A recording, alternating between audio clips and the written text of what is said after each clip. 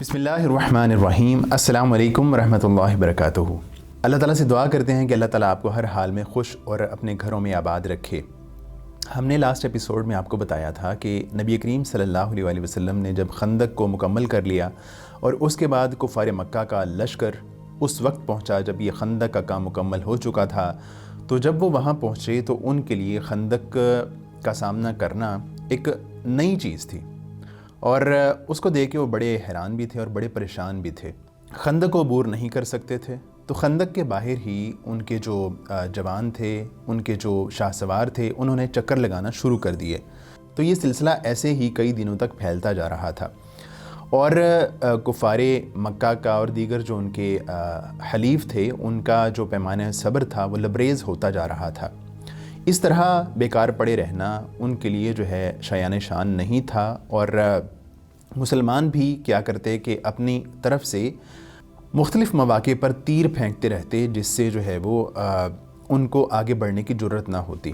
بالآخر ایک دن کیا ہوا کہ ایک آدمی عمر بن عبد ود، جو کہ کفار کی طرف سے آنے والا ایک بہادر نوجوان تھا اور اس کی بہادری کے بہت قصے مشہور تھے، اس نے کیا کیا کہ جو ہے وہ ایک جگہ پہ خندق کچھ تنگ تھی اور راستہ کچھ تنگ تھا، تو وہاں سے کراس کر کے اپنے گھوڑے پہ بیٹھ کے کراس کر کے مسلمانوں کی سائڈ پہ آ گیا، اور اس کے ساتھ چند ایک اور نوجوان تھے، اور آ کے اس نے مسلمانوں کو للکارا۔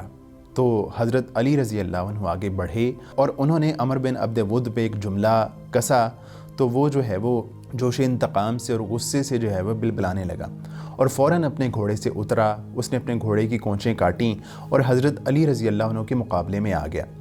حضرت علی رضی اللہ عنہ نے اس کا سامنا کیا اور بڑی ہی بہادری کے ساتھ چند ہی لمحات میں اس کا خاتمہ کر دیا۔ جب اس کا خاتمہ ہوا تو اس کے ساتھ آنے والے جو لوگ تھے وہ بھی فوراً بھاگ کے واپس چلے گئے۔ تو اس طرح یہ سلسلہ کافی دنوں تک جاری رہا۔ اللہ کے نبی علیہ الصلوۃ والسلام اور باقی صحابہ کرام بڑی ہی جاں فشانی کے ساتھ مدینہ منورہ کی حفاظت کر رہے تھے اور اس کا دفاع کر رہے تھے۔ ایسے میں بعض مواقع پہ چند صحابہ کرام کی اور خود اللہ کے نبی علیہ الصلوۃ والسلام کی بعض نمازیں بھی جو ہے وہ مس ہو گئیں۔ جناب عمر فاروق رضی اللہ عنہ آتے ہیں اللہ کے نبی علیہ الصلوۃ والسلام کے پاس اور کہتے ہیں، اللہ کے رسول، میں نے تو آج بس سورج غروب ہونے سے کچھ ہی لمحات پہلے عصر کی نماز ادا کی۔ تو اللہ کے نبی علیہ الصلوۃ والسلام نے فرمایا کہ میں تو ابھی تک جو ہے وہ عصر کی نماز نہیں پڑھ سکا۔ اس کے بعد سورج غروب ہونے کے بعد اللہ کے نبی علیہ الصلوۃ والسلام نے اور بعض صحابہ کرام نے نماز ادا کی، عصر کی اور مغرب کی۔ اللہ کے نبی علیہ الصلوۃ والسلام کو ان نمازوں کے ضائع ہونے کا بڑا ہی غم تھا، بڑا ہی دکھ تھا۔ آپ علیہ الصلوۃ والسلام نے اس موقع پہ کفار مکہ کے لیے بد دعا بھی فرمائی کہ انہوں نے ہمیں نماز پڑھنے سے محروم کر دیا، ہماری نمازیں جو ہے وہ مس ہو گئیں۔ تو اس کے بعد یہ جو سلسلہ تھا تیروں کی بوچھاڑ کا، مسلمانوں کی طرف سے بھی تھا اور کفار مکہ کی بھی طرف سے تھا۔ وہ لوگ وہاں سے تیر پھینکتے اور مسلمانوں کی طرف آ کے گرتے، اور ایسا ہی ایک تیر حضرت سعد بن معاذ رضی اللہ عنہ کو لگا، جس کی وجہ سے ان کی دستے کی شاہرگ کٹ گئی اور وہ شدید زخمی ہو گئے۔ اور ایسے موقع پہ انہوں نے دعا کی، اے اللہ کہ اگر یہ جنگ اس کا خاتمہ ہو چکا ہے تو اے اللہ مجھے اپنے پاس بلا لے، اور اگر اس جنگ کا ابھی خاتمہ نہیں ہوا تو مجھے اس وقت تک باقی رکھ کہ میں ان کی شکست کو اپنی آنکھوں سے دیکھ لوں۔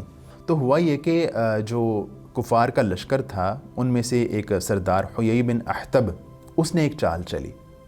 اس نے کیا کیا کہ خندق کے ایک سائیڈ سے اس کو اپنا گھوڑا گزارنے کا موقع مل گیا۔ تو اس نے کیا کیا کہ گھوڑا گزار کے وہ سیدھا بنو قریظہ کے پاس پہنچا۔ بنو قریظہ کا محلہ اور آبادی جو ہے وہ اس جگہ پہ تھی جہاں مسلمانوں کا لشکر تھا، اور مسلمانوں کے لشکر کے بالکل بیک سائیڈ پہ ایک عقب میں جو ہے وہ بنو قریظہ رہتے تھے اور ان کی آبادیاں تھیں۔ ان کا مسلمانوں کے ساتھ جو ہے وہ ایک معاہدہ تھا کہ وہ مسلمانوں کا لڑائی میں ساتھ دیں گے، اور اس وعدے کو انہوں نے اب تک نبھایا تھا۔ تو حیی بن احتب جو ہے وہ بنو قریظہ کے پاس گیا اور بنو قریظہ کے سردار کعب بن اسد سے ملاقات کی، اور کعب بن اسد کا دروازہ کھٹکھٹایا، لیکن کعب بن اسد کو جب پتہ چلا کہ حیی بن احتب آیا ہے تو اس نے دروازہ کھولنے سے انکار کر دیا۔ हुयई बिन अख्तब मुसलसल उसका दरवाज़ा खटखटाता रहा और उसको दावत देता रहा कि तुम एक दफ़ा दरवाज़ा तो खोलो, मेरी बात तो सुनो। बिलाखिर उसने दरवाज़ा खोल दिया और उसके बाद हुयई बिन अख्तब उससे कहने लगा कि तुम जो है इस लड़ाई में मुसलमानों के बजाय हमारा साथ दो, हम मिल के मुसलमानों का सफाया कर देते हैं। तो काब बिन असद क़ुरज़ी ने पहले तो इनकार किया और मुसलसल इनकार करता रहा, लेकिन हुयई बिन अख्तब उसको कायल करने की मुसलसल कोशिश करता रहा। तो बिलाखिर काब बिन असद ने उसके सामने हथियार डाल दिया और उसकी बात मान ली और बात इस शर्त पे मानी। हुयई बिन अख्तब ने कहा कि अगर मुसलमानों को इस जंग में शिकस्त हो जाती है तो बहुत अच्छा, लेकिन अगर हम लोग नबी करीम सल्लल्लाहु अलैहि वसल्लम का ख़ात्मा किए बग़ैर माज़अल्लाह अगर यहाँ से गए तो मैं तुम्हारे साथ बनु कुरैज़ा के मोहल्लात में यहीं रुकूंगा, जो फ़ैसला तुम्हारे बारे में होगा वही फ़ैसला मेरे बारे में होगा। तो इस बात पे काब बिन असद जो है वो उसकी बातों में आ गया और उन्होंने फ़ैसला कर लिया कि अब हमने मुसलमानों के साथ बदअहदी करनी है, इस जंग में मुसलमानों का साथ नहीं देना बल्कि कुफ़ार का साथ देना है। और बड़े ही जोश व खरोश के साथ मुसलमानों का साथ छोड़ के वो कुफ़ार के लश्कर में मिल गए और मुसलमानों के ख़िलाफ़ जंग के लिए तैयार हो गए। ऐसे में एक वाक़या ये पेश आया कि जो मुसलमान ख़वातीन थीं, मुसलमान बच्चे थे, उनको अल्लाह के नबी अलैहि वसल्लम ने एक क़िला था, हज़रत हसन बिन साबित रज़ी अल्लाह अन्हु वहाँ मौजूद थे और तमाम ख़वातीन और बच्चे वहाँ मौजूद थे। हुआ ये कि उस किले के आसपास जो है एक यहूदी अपने घोड़े पे सवार चक्कर काटता हुआ नज़र आया।